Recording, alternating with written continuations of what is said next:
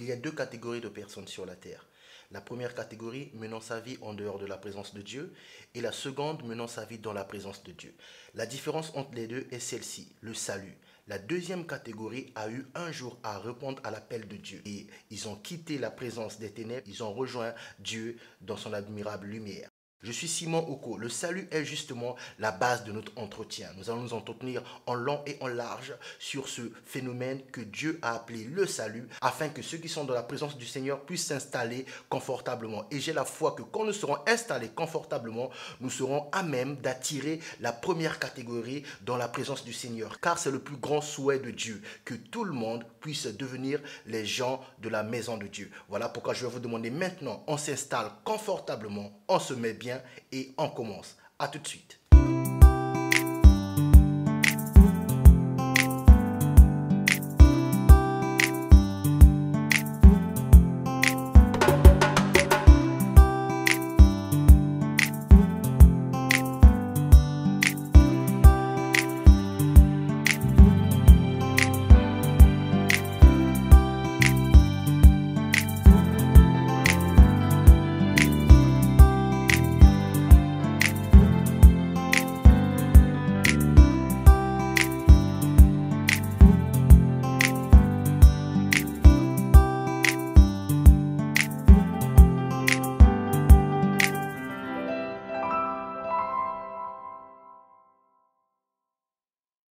Voici la parole que nous avons lue la dernière fois, qui est toujours à la base de notre enseignement ou à la base de notre développement. Parole du Seigneur.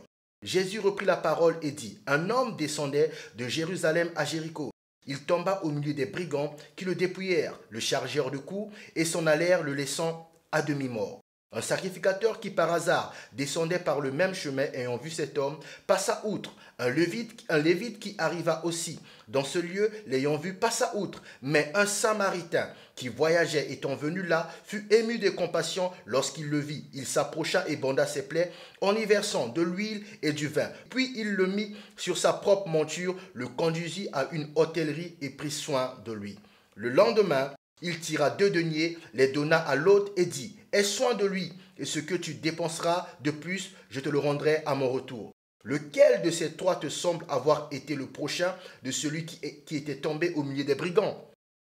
C'est celui qui a exercé la miséricorde envers lui, répondit le docteur de la loi. Et Jésus lui dit, « Va et toi, fais de même. » Nous poursuivons notre étude sur ce fameux voyage. Nous avons déjà vu que de la naissance à la mort, nous sommes en voyage et c'est un voyage particulier car nous ne connaissons ni le début ni la fin. Et nous avons aussi dit que sur ce voyage, pendant ce voyage, dans cette vie, nous aurons différents problèmes. Nous allons rencontrer différents problèmes comme cet homme dont la Bible parle qui voyageait de Jérusalem à Jéricho. Il a eu à rencontrer différents types de problèmes. Et nous avons terminé en disant que dans cette vie, nous aurons besoin de l'aide de Dieu. Et aujourd'hui, nous poursuivons. Nous ajoutons un 4e point qui va nous permettre de mieux cerner ce qu'est le salut. Dieu connaît, voici ce point, Dieu connaît nos ennuis et nous a envoyé de l'aide sous la forme de Jésus-Christ.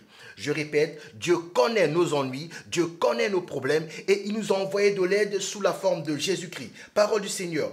Car lorsque nous étions encore sans force, Christ au temps marqué est mort pour des impies. À peine mourrait-on pour un juste.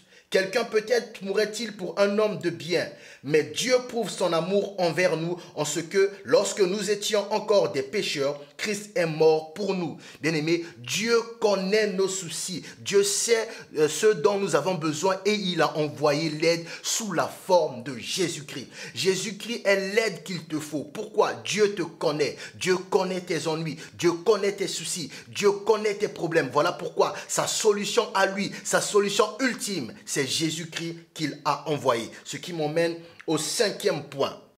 Dans cette vie, il faut savoir que l'aide dont nous avons besoin ne va pas toujours revêtir la forme que nous pensons ou que nous croyons. L'aide dont nous avons besoin ne va pas toujours ressembler à ce que nous avions imaginé. Parole du Seigneur. Mais ses serviteurs s'approchèrent pour lui parler et ils dirent, « Mon père, si le prophète t'eût demandé quelque chose de difficile, ne l'aurais-tu pas fait? Combien plus dois-tu faire ce qu'il t'a dit Lave-toi et tu seras pur. La Bible relate l'histoire d'un général qui avait un problème. Il avait de la lèpre. Et au moyen d'une petite servante qui habitait dans sa maison, il a eu vent de la présence d'un prophète qui pouvait l'aider. Et quand il s'est rendu chez le prophète n'est pas allé à sa rencontre. Le prophète a envoyé son serviteur aller demander au général d'aller se plonger 7 fois dans l'eau. Et le général fut outré. Pourquoi? Parce que dans son pays, il y avait des rivières, des lacs, mieux que le lac ou la rivière que le prophète avait conseillé. D'ailleurs, il le dit lui-même, il croyait que le prophète allait venir à sa rencontre, invoquer le Seigneur afin qu'il soit guéri. Bien aimé, les solutions à nos problèmes ne vont pas toujours revêtir la forme que nous croyons. La personne que tu méprises, la solution que tu trouves inadaptée à ton problème est certainement la solution adaptée. Voilà pourquoi il faut faire preuve de beaucoup d'humilité. Dieu qui connaît nos besoins a envoyé une solution sous la forme de Jésus-Christ. Mais la rencontre que Jésus-Christ va faire avec toi ne va pas forcément ressembler à ce que tu pensais. Je vais vous raconter une histoire qu'a raconté un homme sage un jour en prêchant le salut. Il disait qu'il y avait un homme qui croyait en Dieu, qui pensait que Dieu est capable de le délivrer. Et cet homme était un pêcheur de métier. Il est allé à la pêche et son navire a fait naufrage. Et il a commencé à crier à Dieu, Seigneur, aide-moi, Seigneur, aide-moi. Et il y avait un autre pêcheur qui était avec son navire, qui passait par là, qui naviguait par là, qui a voulu l'aider. Il a dit, non, ne m'aide pas, parce que moi je crois en Dieu, Dieu finira par venir m'aider. Et l'autre est parti. Et finalement, il a coulé. Il s'est noyé, il est mort. Alors il s'est retrouvé devant le trône de Dieu disant, j'ai crié à l'aide, pourquoi n'es pas-tu venu à mon secours? Et Dieu qui va répondre, je suis venu à ton secours quand j'ai envoyé l'autre navigateur, mais tu n'as pas voulu. Il n'a pas voulu parce qu'il connaissait la vie de ce navigateur. Il connaissait sa nature, il connaissait son passé. Pour lui, un homme impur ne pouvait pas l'aider. Or, c'était l'aide de Dieu. Dieu va envoyer de l'aide, bien aimé, dans cette vie. Il faut savoir que cette aide ne va pas forcément ressembler à ce que tu crois. L'homme qui était criblé de coups, l'homme qui était au bord de la mort, n'a pas été aidé par un sacrificateur, n'a pas été aidé par un lévite, mais a été aidé par un samaritain. Or, à l'époque, le contexte est que les samaritains et les hébreux sont en conflit.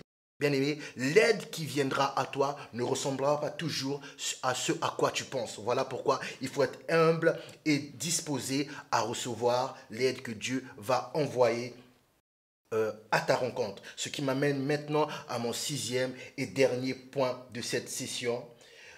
Dieu a envoyé le Saint-Esprit. Dieu a envoyé quelqu'un dans cette vie. Dieu a envoyé quelqu'un pour verser de l'huile.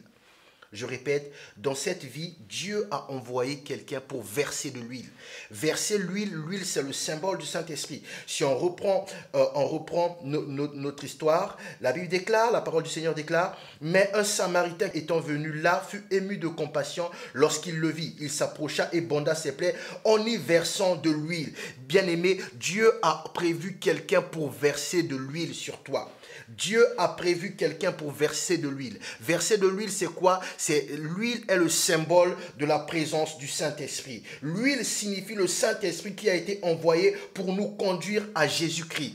Et Dieu envoie quelqu'un pour te verser de l'huile. Qu'est-ce que je suis en train de dire? À chaque fois que vous rencontrez un prédicateur, vous prêchant le salut, vous prêchant la repentance, ou vous prêchant n'importe quel message venant de la part de Dieu, cette personne est en train de vous verser de l'huile. Cette personne est la personne que Dieu a envoyée pour vous verser de l'huile. Pourquoi? Je vous ai dit, l'huile signifie le Saint-Esprit que Dieu a envoyé pour vous conduire à Jésus. Pour ça, il faut qu'il y ait une personne qui vous présente un message. Quand il vous présente ce message, la Bible déclare, le Saint-Esprit vous convainc de péché, de justice et de jugement. Et quand vous êtes convaincu, là, vous pouvez recevoir le salut. Mais avant ça, il faudrait qu'il y ait une personne qui prêche. Il faudrait qu'il y ait une personne qui vous verse de l'huile. Bien aimé, Dieu a prévu une personne pour venir vous verser de l'huile. Vous qui êtes blessé, vous qui êtes déçu, vous qui êtes dans des problèmes, vous qui êtes tourmenté, vous qui êtes oppressé, Dieu a prévu quelqu'un pour venir vous verser de l'huile.